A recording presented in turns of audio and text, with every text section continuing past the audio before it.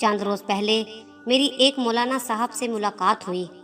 इस मौजू पर बात हुई तो अस्तगफिरुल्लाह पढ़ते हुए बताने लगे, बाहैसियत मुसलमान हम इतने गिर चुके हैं कि नेकी और बदी, हलाल और हराम में तमीज़ करना दानिस्ता छोड़ चुके हैं, और कोई समझाना भी चाहे तो उसे आंखें दिखाते हैं।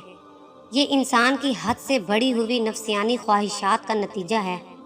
उसे आप मुआशरती मजबूरियां भी कह सकते हैं कि जब कोई किसी इंसान का जीना हराम कर दे और उसे किसी महरूमी पर ताने देता रहे, तो ऐसा फर्द ज़ब्त खोकर अपने अधूरेपन को पाने निकल जाता है, और अक्सर औकात वो इस मौके पर ईमान की कुव्वत खो बैठता और बदी को अपनी कोख में पाल लेता है। मुझे एक साहब ने पिंडी से फ़ोन किया और सवाल पूछा है कि मौलाना साहब, हमें ऐसा फतवा मिल सकता है कि जिससे हराम औलाद को हलाल तसव्वुर कर लिया जाए। उस शख्स का कहना है कि वो 5 साल से औलाद से महरूम था। मेडिकल करवाने पर मालूम हुआ कि वो औलाद पैदा नहीं कर सकता, जबकि उसकी बीवी में सलाहियत मौजूद है। लिहाजा वो एक ऐसे पीर के पास गए जिसने उस औरत के साथ इख्तलात किया और फिर वाज़ह हमल के बाद उससे बेटा पैदा हुआ। अब वो शख्स मुझसे पूछ रहा है कि इस सूरत में उस लड़के का बाप कौन है। मैंने उसको शरई मसला बताया है और ये भी कहा है कि तुम DNA से चेक करवा लो। मेडिकल साइंस बहुत बड़ी नेमत है, तुम्हारा शक और हकीकत सामने आ जाएगी। मगर वो बोला कि मेरे पास इतने पैसे कहाँ कि DNA करवाता फिरूं। आप मुझे फतवा दें या इस्तिखारा करके बता दें कि उस लड़के का वालिद मैं ही हूँ, क्योंकि एक गरीब इंसान को आस चाहिए होती है जीने की। उसकी कहानी बड़ी अजीब है।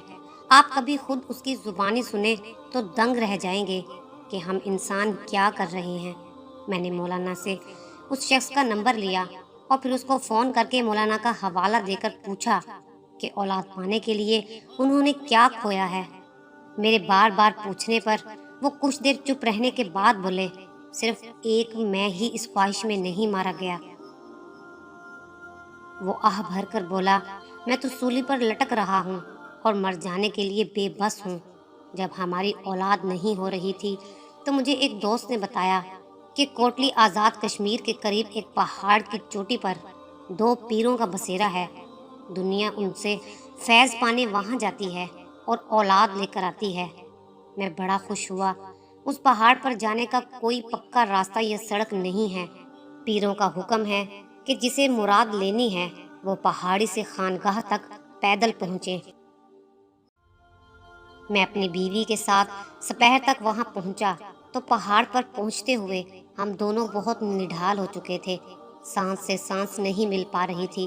खानगाह पहुंचने पर पीरों ने हमारा इस्तकबाल किया और खुद अपने हाथों से पानी पिलाया।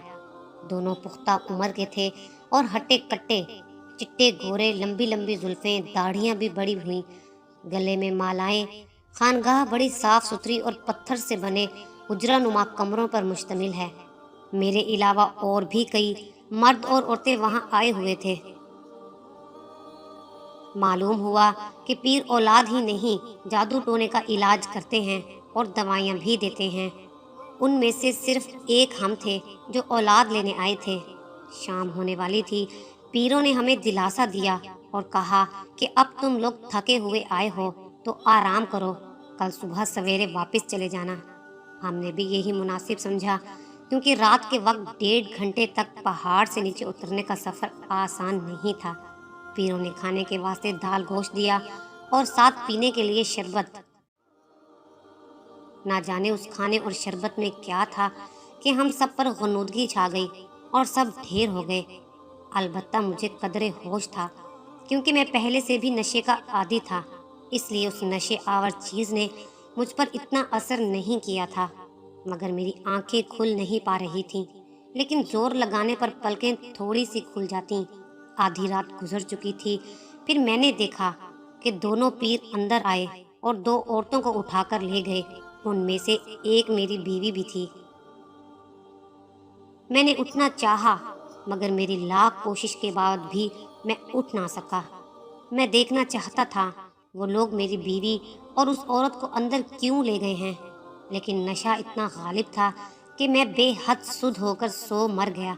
صبح آنکھ کھلی تو پیروں نے ہمیں ناشتہ دیا اور ساتھ ہی دوا کی ایک پڑیا دی اور مجھے کہا دودھ کے ساتھ روزانہ ایک بار صرف تنکا برابر پاؤڈر لے کر نہار منہ کھانا ہے اور پھر 1 ہفتے بعد اپنی بیوی کے پاس جانا ہے۔ لوگوں کی آمد و رفت کا سلسلہ شروع ہو چکا تھا۔ میں نے دوائی لی اور واپسی کے لیے ان سے اجازت طلب کی۔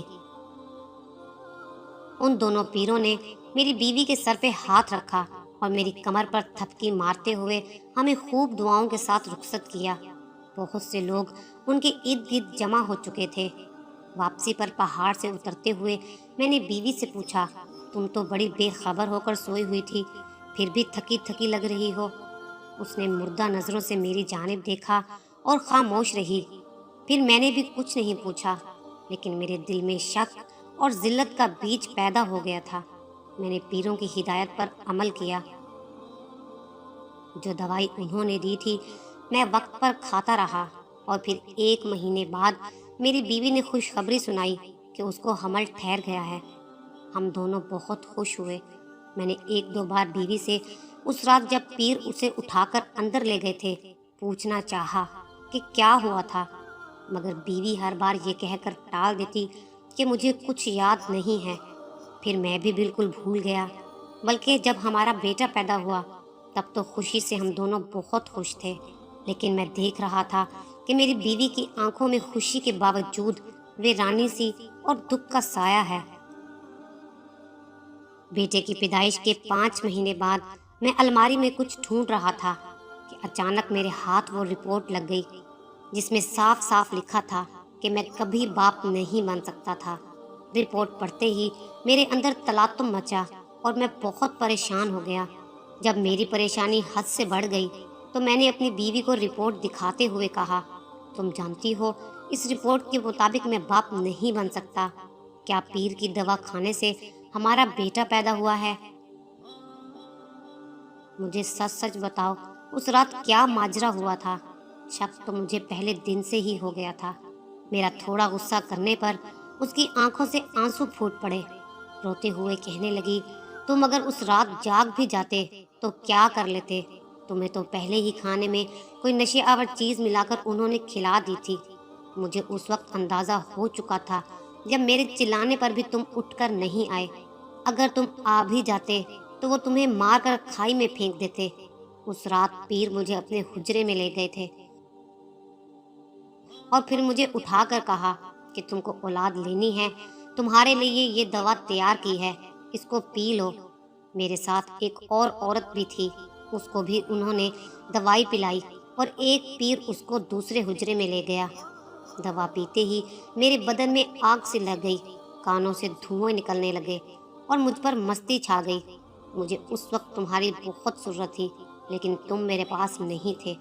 صرف وہ بے غیرت پیر میرے پاس تھا۔ وہ رات بھر مجھے اولاد دینے کی لوریاں دیتا رہا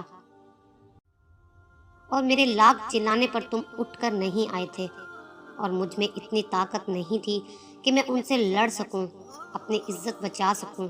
وہ یہی کہتا رہا یہاں جو بھی عورت بچہ لینے کے لیے آتی ہے اسے یہ سب کرنا پڑتا ہے، بس تم چپ رہو، اگر صبح کسی کو بتاؤ گی تو تمہیں اور تمہارے شوہر کو مار دیا جائے گا۔ اب مجھ سے اور کیا پوچھنا چاہتے ہو؟ تمہیں تو اولاد مل گئی ہے، دنیا کو منہ دکھانے کے قابل ہو گئے ہو۔ تمہیں اور تمہاری امی کو شوق تھا مجھے پیروں کے پاس لے جانے کا، مگر میں تو برباد ہو گئی ہوں۔ اللہ کو منہ کیسے دکھاؤں گی؟ وہ بیٹے سے پیار بھی بہت کرتی ہے اور روتی بھی بہت ہے۔ وہ تو اس کی حقیقی ماں ہے، اس میں اس کا کیا قصور ہے؟ قصور تو میرے جیسے مردوں کا ہے جو پیروں کی عقیدت میں اندھے ہو جاتے ہیں اور اپنی بیویوں کی کوکھ میں گناہ پالتے ہیں۔ خدا کے لیے ان جیسے جھوٹے پیروں سے بچیں۔ اولاد سے محروم لوگ در در سے دوا کے لیے بھاگتے، روپیہ پیسہ بہاتے اور اپنی عزتیں بھی گوا بیٹھتے ہیں، اس لیے کہ انہیں ایک کھلونا مل جائے، زندگی کی آس اور سہارا مل جائے۔ ہمارے معاشرے میں ایسے بہت سے شیطان نما انسان ہیں جو نامراد عورتوں کی جھولی اولاد سے بھرنے کے دعوے کرتے اور انہیں اپنی ہوس کا نشانہ بناتے ہیں۔